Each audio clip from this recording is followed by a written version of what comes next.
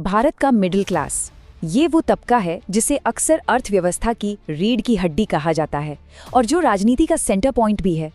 लेकिन सोचने वाली बात यह है कि इस वर्ग के लिए जो सरकारी नीतियां बनती हैं, क्या वो सच में इसे फायदा पहुंचा रही हैं या फिर ये सब सिर्फ बड़े बड़े चुनावी वादे बनकर ही रह जाती हैं?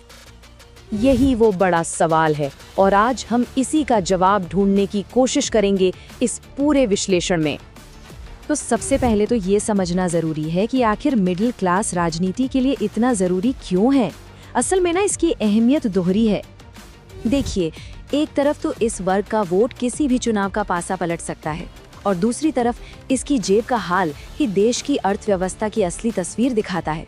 और जाहिर है यही वजह है कि हर सरकार इस वर्ग पर खास ध्यान देने का दावा करती है। तो सवाल उठता है कि सरकार इस वर्ग को लुभाने के लिए करती क्या है, मतलब कौन से वादे किए जाते हैं और क्या दावे पेश होते हैं। आइए देखते हैं। आमतौर पर सरकार की जो स्ट्रैटेजी होती है वो कुछ खास चीजों के इर्द गिर्द घूमती है, जैसे इनकम टैक्स में थोड़ी बहुत छूट दे देना या फिर घर और गाड़ी के लोन को थोड़ा आसान बनाना। डिजिटल इंडिया जैसी योजनाएं भी इसी का हिस्सा हैं, जिनके जरिए जिंदगी को बेहतर बनाने के वादे किए जाते हैं।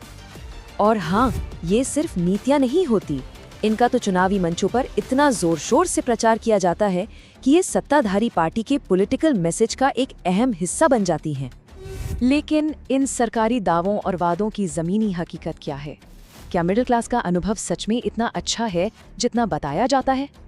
जीएसटी इसका एक बहुत बड़ा उदाहरण है। वादा क्या था कि टैक्स सिस्टम आसान हो जाएगा, एक देश एक टैक्स होगा, पर हकीकत क्या है? छोटे व्यापारी और आम लोग आज भी इसकी मुश्किलों से जूझ रहे हैं। और तो और कई रोजमर्रा की चीजों पर टैक्स का बोझ असल में कम होने के बजाय बढ़ गया है। और ये दबाव सिर्फ जीएसटी तक ही नहीं है। जरा सोचिए, बढ़ती महंगाई, बेरोजगारी और इलाज पर बढ़ता खर्च, इन सब ने मिलकर मिडिल क्लास की आर्थिक परेशानियों को कम करने के बजाय और ज्यादा बढ़ा दिया है। तो इन बढ़ते दबावों का राजनीतिक असर क्या हो रहा है? क्या मिडिल क्लास अब एक जागरूक वोटर के तौर पर कोई नया समीकरण बना रहा है?